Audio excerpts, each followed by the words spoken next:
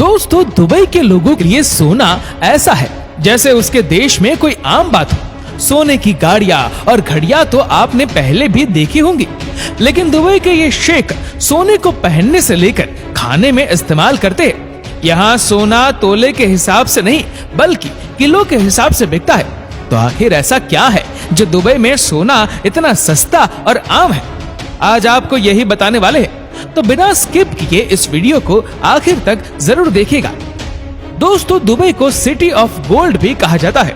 ऐसा इसलिए है क्योंकि दुबई के विकास में तेल और टूरिज्म का जितना योगदान है, लगभग उतना ही बड़ा योगदान गोल्ड का भी है। यहाँ एक तरफ दुबई में दुनिया की सबसे बड़ी बड़ी कंपनियों के ऑफिस और आलीशान शोरूम मौजूद है, वहीं दुबई में एक मार्केट ऐसी भी है जिसके अंदर लगभग 1000 से भी ज्यादा सोने की दुकानें हैं, जो रोजाना हजारों किलो सोने का बिजनेस करती है। जी हाँ, हजारों किलो सोने का बिजनेस। अब सबसे बड़ा सवाल ये उठता है कि आखिर दुबई में इतना सोना आ कहां से रहा है, और ऐसा क्या है कि दुबई के सराफा बाजार में सिर्फ मुनाफा ही मुनाफा है।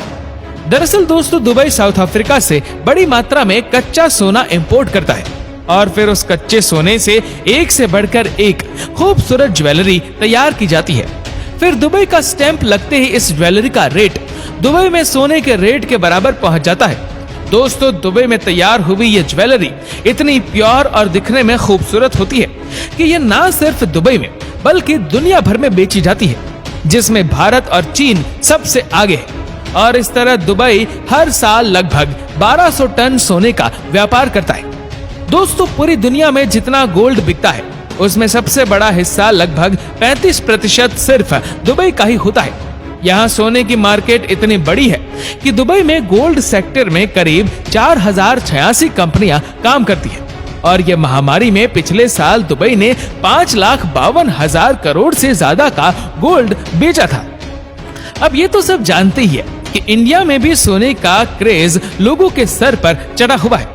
शादी से लेकर एनिवर्सरी तक भारतीय सोने का खूब इस्तेमाल करते हैं। यूनाइटेड अरब अमीरात में शहर दुबई में भारतीय बड़ी संख्या में रहते हैं और अपनी सोने में गहरी दिलचस्पी की वजह से यहाँ गोल्ड में निवेश करने के मामले में भारतीय सबसे आगे है। दुबई में भारतीयों के बाद गोल्ड में सबसे ज्यादा निवेश पाकिस्तान, ब्रिटेन, सऊदी अरब, ओमान और कनाडा के लोगों का है।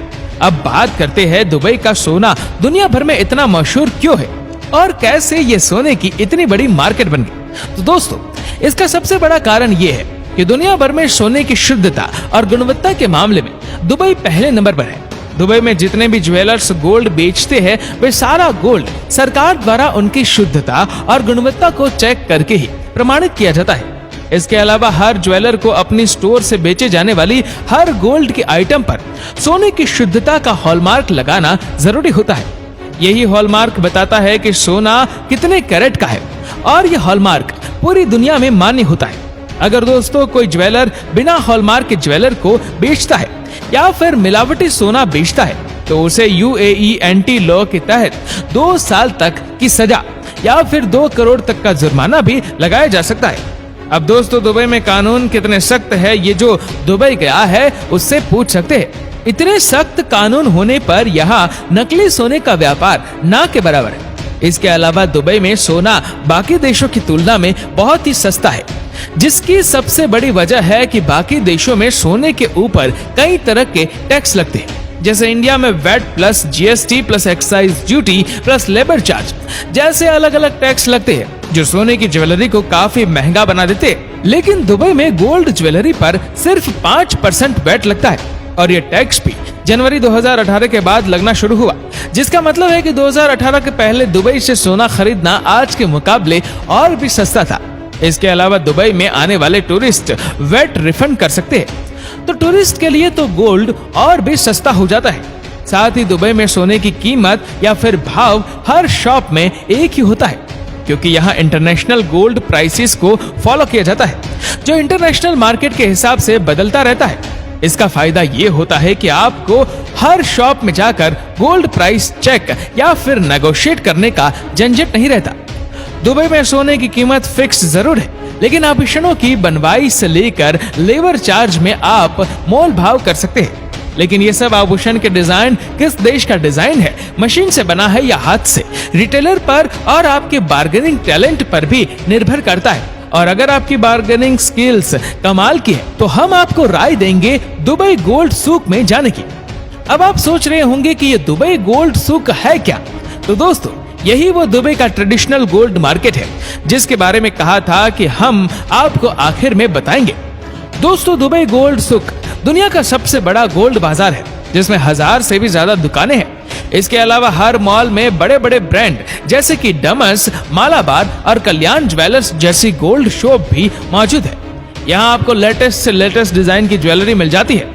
आप किसी भी शॉप से खरीदारी कर सकते हैं क्योंकि शुद्धता की गारंटी हर शॉप देती है। और यहाँ दुनिया भर के देशों से एक से बढ़कर एक डिजाइन वाली ज्वेलरी आसानी से मिल जाती है। दोस्तों, दुबई से सोना खरीदने का एक फायदा और है। अगर दुबई में आप खरीदा हुआ सोना एक्सचेंज करने जाते हैं तो जितना वेट आपकी ज्वेलरी का होता है उतना पूरा सोना माना जाता है। अब आते हैं मुद्दे की बात पर। अगर आप खुद दुबई जाए तो आप कितना सोना दुबई से ड्यूटी फ्री यानी कि बिना एक्स्ट्रा टैक्स दिए ला सकते हैं? तो दोस्तों, central board of indirect taxes and customs CBIS के मुताबिक कोई भी भारतीय यात्री जिसके पास वैलिड पासपोर्ट है और 1 वर्ष से ज्यादा समय से विदेश रह रहा है तो वो अपने साथ दुबई से ज्वेलरी ला सकता है। लेकिन ये नहीं कि मन मुताबिक किलो के हिसाब से खरीदा और इंडिया में आकर बेच दिया।